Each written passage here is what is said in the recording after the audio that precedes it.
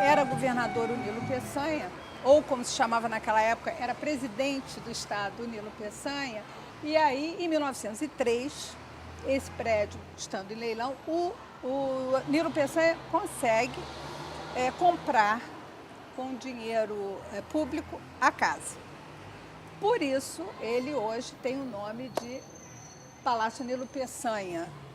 E a partir de então, e até haver a fusão, aqui foi a sede do governo fluminense, né? Com a fusão, juntaram-se os estados do Rio de Janeiro e o estado da Guanabara, e nós deixamos de ser a sede administrativa do estado.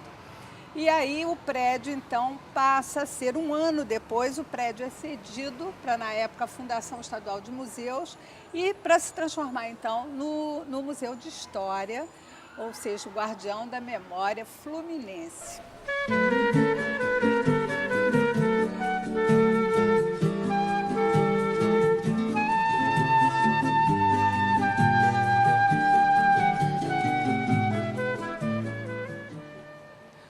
O prédio sofreu muitas reformas. De 1903 até hoje, o prédio sofreu muitas reformas. Então, hoje, o que a gente vai ver aqui não é aquele palácio do Ingá que foi a sede do Nilo Peçanha.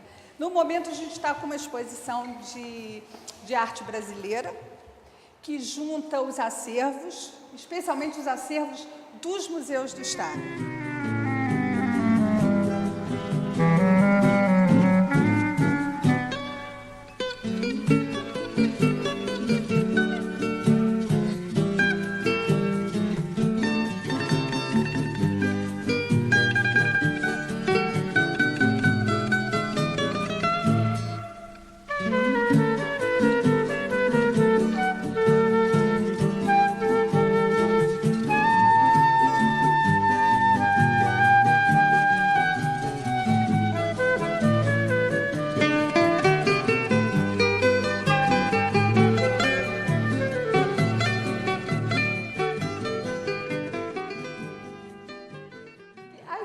Ela está dividida em núcleos, todos são estudos. Então a gente começou estudos de academia, os estudos da expressão humana, que era uma matéria que tinha na Academia Imperial de Belas Artes e depois na Escola de Belas Artes, que era um estudo das expressões, né? Então era raiva, a dor, o ódio, o desdém, que está aqui no corredor. Aqui são as pinturas históricas e de gênero, são a evolução, as tentativas, os acertos e os erros de se fazer uma composição. Aqui é o melhor exemplo, porque tem o quadro, a composiçãozinha, esse quadro está no Rio Grande do Sul, e ele é assim mesmo, só que ampliado. E aqui tem as figuras, né? Desde só o cavalo com os homens, porque é uma história, é um episódio da Revolução, da Guerra dos Farrapos. Então tem os gaúchos todos paramentados, sem o cavalo. Então tem esse exercício mesmo, né? Das várias possibilidades de se compor as figuras que vão aparecer no quadro.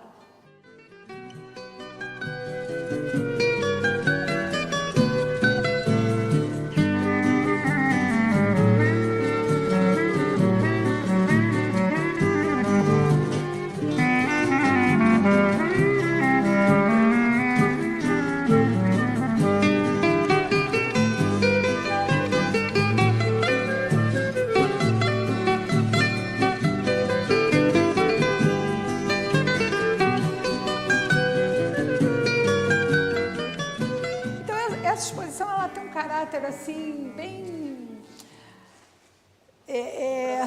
construção, né? Da criação, da gestação, né? É para mostrar, é para sensibilizar mesmo, é para mostrar uma coisa que as pessoas geralmente não veem, né? E que fica restrito aos ateliês como eu digo no texto, fica às gavetas, aos cantinhos, muitas vezes vai se perdendo. Essa memória do quadro, né? Essa memória do quadro, memória da obra de arte.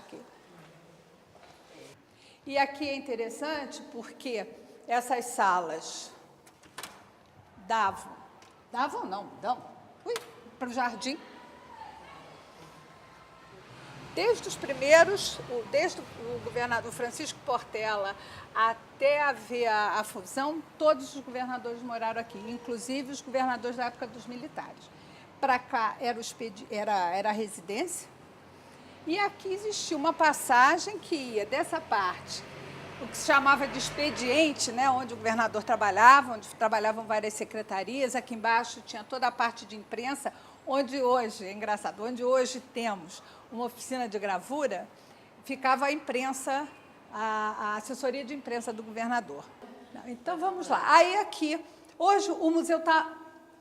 Nossa proposta é porque, como o Museu é de Arte e de História, então hoje a nossa proposta é esse espaço que vocês viram, eram espaços de trabalho do Palácio. E, então, hoje esse espaço é ocupado com as exposições de arte. A partir daqui, nós vamos entrar no que era a antiga residência e o que é o espaço de história hoje do museu. Então, aqui nós temos uma pequena galeria dos governadores, que será ampliada, que nós temos quadros a óleos, retratos a óleos de quase todos os governadores.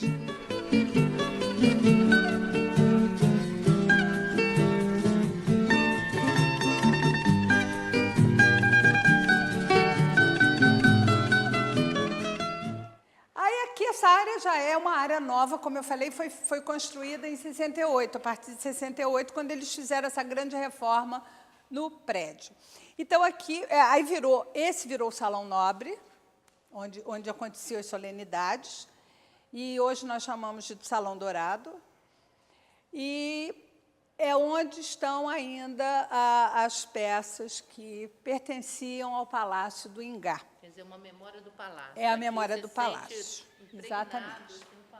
O palácio, ele tinha, assim, na reforma mais significativa que ele teve, que foi em 22, na época do governador Raul Veiga, ele ficou como era uma moda naquela década de 20, que era o gosto afrancesado das coisas, né? Então, por exemplo, toda a mobília é uma mobília, não é francesa, mas foi feita aqui pelas fábricas de móveis aqui no Rio, tudo muito dourado, bem ao gosto daquela época. E as pinturas são quase todas francesas. Tinham os nossos aqui, por exemplo, esses 2 quadros são do Antônio Parreiras e são do Palácio.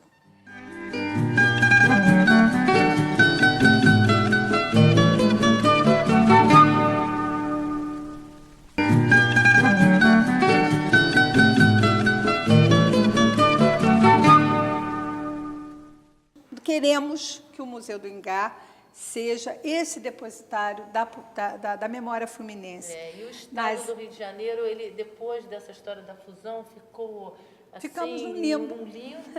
E aí, como ninguém sabe como tratar, né, não trata. Às vezes penso um pouco assim, que eu acho que a gente devia ser um pouco mais provinciano. Eu acho que nós do Rio de Janeiro pensamos muito nacionalmente. Acho que a gente tem que pensar um pouco mais, né, como, por exemplo, outros estados, assim, que você vê assim, as pessoas pensando, o Rio Grande do Sul, por exemplo. Rio Grande do Sul, as pessoas pensam muito o Rio Grande do Sul. E é interessante isso, né? Você vê o Sistema Estadual de Museus do Rio Grande do Sul, é uma coisa forte, potente, porque eles, cada cidadezinha abre um museu e eles têm aquela história da província, né? O antigo Estado do Rio, como eu sempre digo, a nossa velha província fluminense merece e precisa. Que bom. A proximidade com o Rio é verdadeiramente fantástica. Agora, a gente não pode esquecer o papel, nossas obrigações e a nossa importância no panorama da história fluminense de sempre, né? Uma espécie de uma capital cultural, né? Uma capital da memória, né? Desde que os portugueses chegaram, desde a capitania do Rio de Janeiro, de Cabo Frio, nós somos e temos que manter isso. E é isso que a gente está querendo. Tá bom, Dora. Olha, muito bom. Adorei aí o encontro. Vamos tirar isso aqui, Pedro.